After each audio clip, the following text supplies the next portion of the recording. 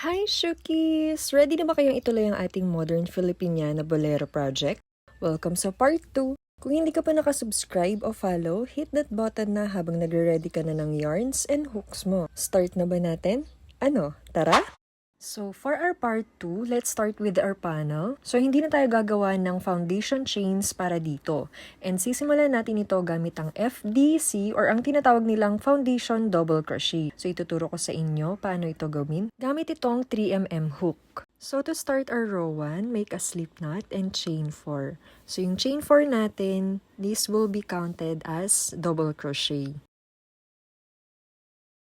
Now that we already have 4 chains, ayan, so yarn over tayo. Then insert your hook doon sa pinakaunang chain space, yarn over and pull up a loop. So meron na tayong 3 loops sa ating hook. Yarn over ulit pero i-pull through lang ito sa unang loop lang. So ito yung gumagawa ng extension or magsisilbing foundation chain natin sa ilalim. So now, para tapusin ang normal double crochet sa ibabaw, yarn over, pull through 2 loops, yarn over ulit at pull through sa huling 2 loops. And now we have our first FDC.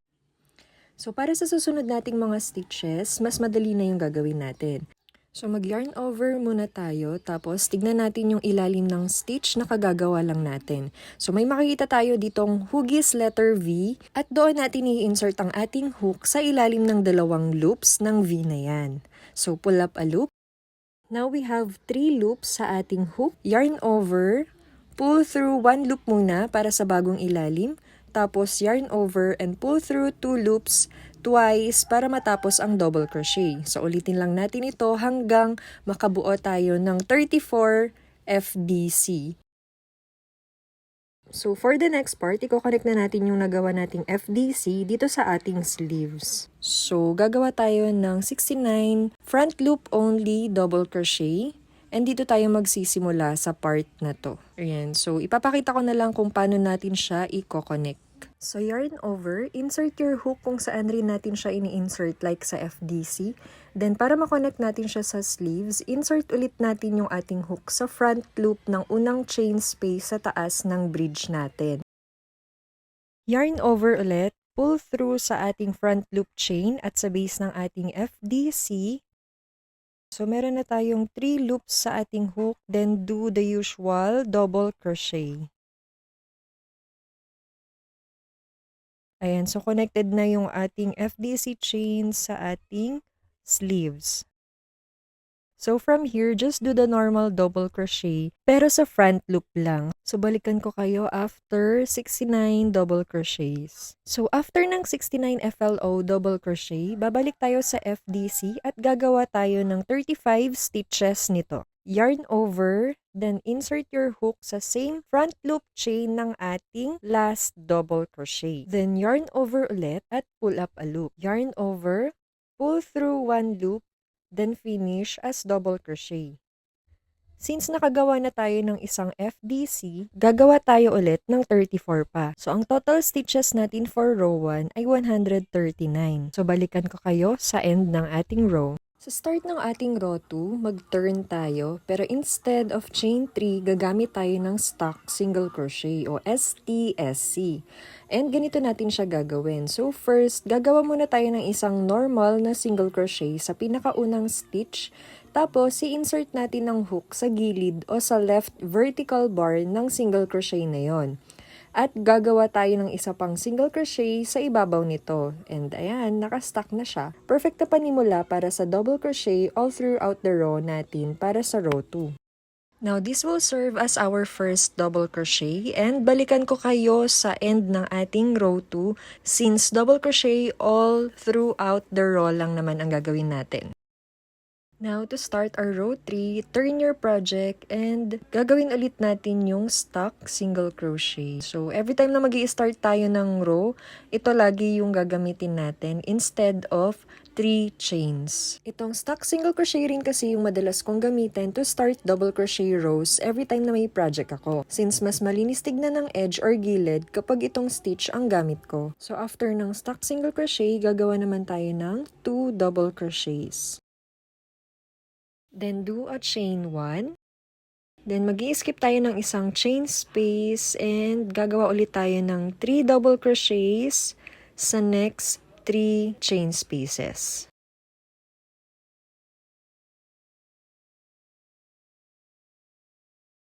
So, ito na yung magiging repeating pattern natin para sa row 3. So, chain 1 again, skip 1 chain space, and 3 double crochets for the next 3 chain spaces. Uulitin lang natin ito hanggang sa end ng row 3. So, balikan ko kayo sa end ng ating row. So, for row 4, kailangan natin magpalit ng color into black. And same process lang din siya kung paano tayo nag-change color sa sleeves part. So for our row 4, turn our project and let's do a single crochet stack.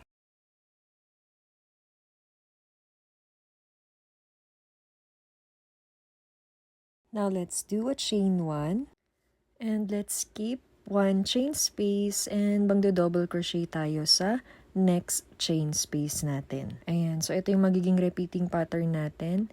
Chain 1, skip chain 1 space, and double crochet sa next chain space. So, ulit-ulitin lang natin ito hanggang sa end ng ating row 4. So, nasa end na tayo ng row 4. And before we start our row 5, mag-change ulit tayo ng color into light brown. So, same as row 4 din yung magiging pattern natin for row 5. Start with stuck single crochet and the repeating pattern, chain 1, skip 1 chain space, and double crochet. Ayan, so till end ng row 5, same as row 4. Okay, so balikan ko kayo at the end of our row 5. And ganito na nga ang magiging itsura ng ating panel after 5 rows. So for row 6 and row 7, same pattern and same color yung gagamitin natin. So babalik tayo sa maroon. So yarn over sa ating maroon yarn, then pull up a loop. I-adjust nyo lang yung yarn and make sure na hindi masyadong maluwag o masikip ang pagkakahila nyo. So, turn your project and start lang ulit tayo sa stuck single crochet.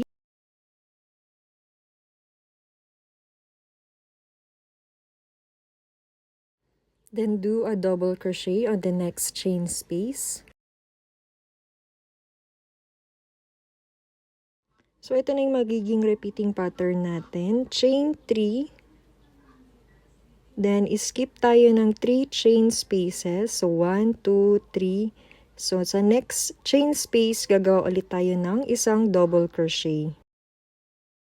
Ayan. So, ito na yung susundin nating repeating pattern natin all throughout our row. Ayan. So, chain 3 tayo ulit. Skip chain 3 spaces. Then, dito ulit tayo sa pang 4th, magdo-double crochet. Ayan, so paulit-ulit lang yan hanggang sa end ng row, hanggang may matirang isang chain space kung saan magdo-double crochet tayo. So ganito yung magiging itsura ng ating panel after ng row 6. And since same naman yung magiging pattern natin for row 7, balikan ko na lang kayo pagkatapos natin sa row 7. So, ganito na yung magiging itsura ng ating panel after row 7. So, sa row 8, same din siya sa pattern ng ating 4 and 5. So, mag-change color ulit tayo and babalik tayo sa color na light brown. So, we will turn our work and continue sa ating stuck single crochet. And ang magiging repeating pattern ulit natin dito ay chain 1, skip chain 1 space, and double crochet sa next chain space. So, balikan ko na lang kayo sa end ng ating row 8. Ayan, so we're done with row 8. And for row 9, same pattern pa rin tayo pero mag-change na naman tayo ng color into black. So, since continuous yung ating yarn, make sure na kapag mag-change color tayo, kapag na-stretch yung ating panel, dapat ay hindi ito masyadong maluwag or masikip para hindi siya mag-fold. And huwag kayong mag-alala sa mga excess yarns dahil isasama natin yan kapag nag-edging na tayo. Okay, so since same pattern tayo, balikan ko na lang kayo sa end ng ating row 9.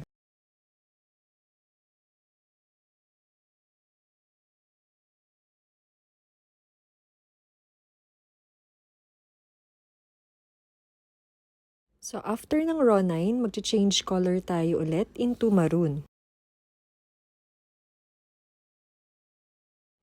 Now, turn your project and start agad tayo ng stock single crochet.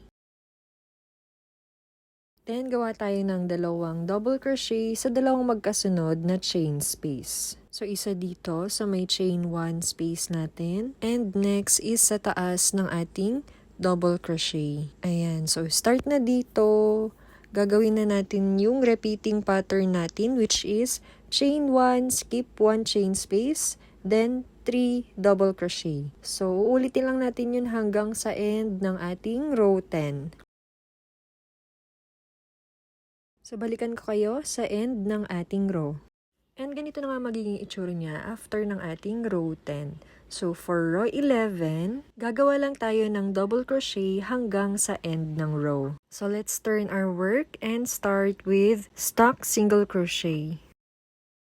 Then, let's do double crochets hanggang sa end ng ating row. So, ito na nga pala yung magiging last row para sa ating panel. So, ulitin nyo lang yung pattern natin from row 1 to row 11 sa isa pang sleeves na nagawa ninyo. So, ganito na nga ang magiging itsura ng ating panels gamit ang pattern.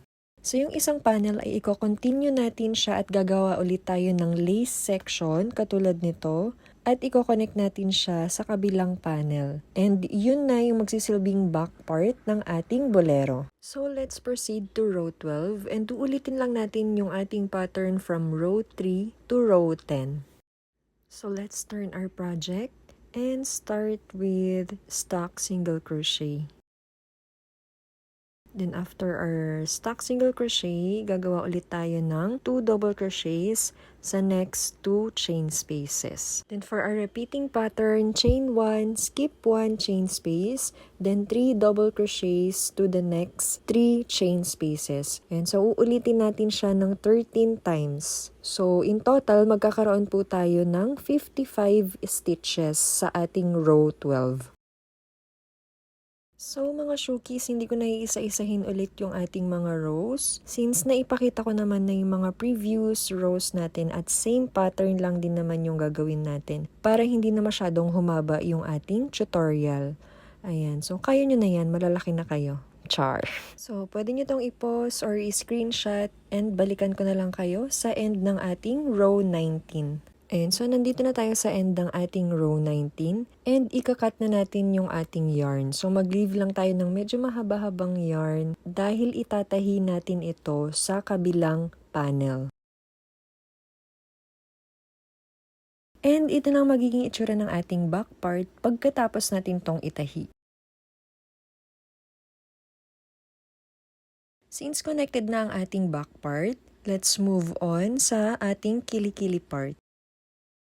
So para sa kilikili part, katulad lang rin sa panel ang gagawin nating pattern. So dito natin sisimulan sa left side ng ating bolero. So dito, mag-a-attach muna tayo ng panibagong yarn sa pinakaunang double crochet na makikita natin dito. Kapag na-attach na natin ang ating yarn, insert your hook, then pull up a loop, and gagawa tayo ng chain 1. So, tulad ng dati kung paano tayo mag-start, instead of doing chain 3, gagawa tayo ng stock single crochet. Then, gagawa ulit tayo ng 34 double crochets all throughout our first row. So, magkakaroon tayo ng total na 35 stitches for row 1.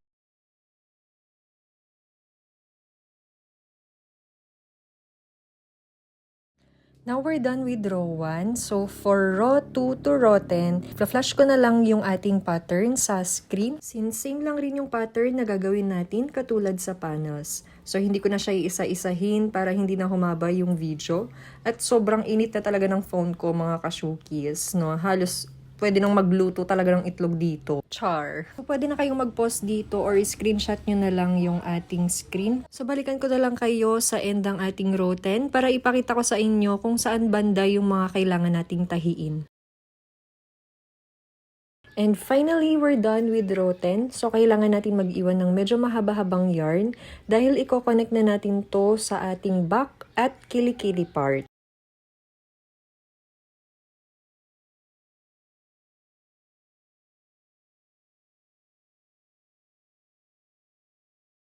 So pagdating naman dito sa kilikili part ay sa loob naman tayo magtatahi. So sa every isang double crochet, 3 chain spaces ang kinokonek ko dito. Since meron tayong 10 rows ng double crochet and 30 rows ng single crochet. Now after natin itong tahiin, pwede nyo nang gawin yung kabilang kilikili part ng ating bolero. After natin matahi at matapos ang magkabilaang side ng ating bolero, dito na tayo mag-i-start and proceed na tayo sa edging or lining ng ating bolero. Now, i-attach natin ang maroon yarn sa ibabang corner sa harap and let's work a clean row of single crochet sa buong edge ng ating bolero. Sa ilalim ng laylayan, sa front flaps, square neckline, and pabalik kung saan tayo nag-start. And huwag nyo nga rin palang kakalimutan na maglagay ng 3 single crochets sa mga mismong kanto or corners para manatili silang flat at hindi mabaluktot. Katulad nitong corner kung saan tayo nagsimulang mag-edging, since meron na tayong nailagay na isang single crochet dito, so for the end of our first row ng edging, 2 single crochet na lang ang ilalagay natin sa corner na to. Then let's end our row with a slip stitch. So, ganito na nga yung magiging itsura ng ating bolero after ng 1 row of edging. So, for our second row of edging, maglalagay na tayo ng 3 pairs of front ties. In my original pattern, isa lang talaga yung front ties, but I decided na gawing 3 para mas maging cute dahil nauuso ngayon yung may mga paribon-ribon sa harap. Pero kung isang pair lang ang gusto mong ilagay, pwedeng-pwede naman. So dito, naglagay na ako ng mga stitch markers kung saan ako gagawa ng mga ties. Sa unang placement natin, dito tayo maglalagay sa pangatlong single crochet sa corner na ginawa natin. Sa second front tie naman, 20 stitches ang pagitan nito mula sa first stitch marker. Then do the same distance for the third one. Then syempre, maglagay na rin kayo sa kabilang panel to check if pantay yung ating paglalagyan ng front ties. And now let's start the second row of our edging. So let's chain 1 and do single crochets hanggang sa makarating tayo sa first stitch marker na madadaanan natin. So, nandito na tayo sa ating first stitch marker. Since ang placement natin ay nasa third chain ng ating corner, gagawa tayo ng 3 single crochet sa chain space before ng ating stitch marker. After that, gagawa na tayo ng 80 chains para sa ating front ties. So dito, nasa sa inyo kung gaano kahaba ang gusto nyong gawin. Kung nahahabaan kayo sa 80, ay pwede nyong bawasan ang bilang ng chains ninyo. Now, second chain from the hook ay mag-i-slip stitch tayo hanggang sa makabalik tayo sa dulo ng ating chains. And now, magsi-single crochet tayo kung saan nakalagay yung ating stitch marker. And ito na nga ang kinalabasan ng ginawa nating front tie. And magsi-single crochet lang ulit tayo hanggang sa makarating tayo sa chain space before ng ating stitch marker. So gagawa lang ulit tayo ng 80 chains and second chain from the hook ay mag-i-slip stitch tayo across the chains. Then single crochet lang tayo kung saan tayo naglagay ng stitch marker. Just do the same sa ating third front tie o yung sa pinakataas. So, balikan ko kayo pagdating natin sa kabilang part ng ating paglalagyan ng front tie. So, pagdating natin dito, kung saan natin nilagay yung stitch marker, dun tayo mismo mag-i-start ng chains natin for our front ties. So, dito tayo magsi-single crochet sa mismong pinaglagyan ng ating stitch marker. And dito na tayo mag-chain 80 for our front tie. Ayan. Then do the same sa ating last front tie. Ayan. So yung dito kasi sa kabila, dito sa side na to, diba? So dito kasi sa kabilang side, ang ginawa natin is before ng ating stitch marker. Pero kapag dating natin dito sa kabilang side, sa mismong stitch marker tayo maglalagay ng front tie. Okay? So see you sa ating last front tie. So, nandito na tayo sa end ng ating pinaka-last na front tie. And gagawa tayo ng 3 single crochet sa ating last chain space. Then, we will end our row with a slip stitch, then fasten off. And we are officially done, guys! Look at our finished modern Filipiniana bolero. Ang ganda at ang klase tingnan, di ba? Akalain ngayon, nagawa natin to gamit lang ang sarili nating mga kamay.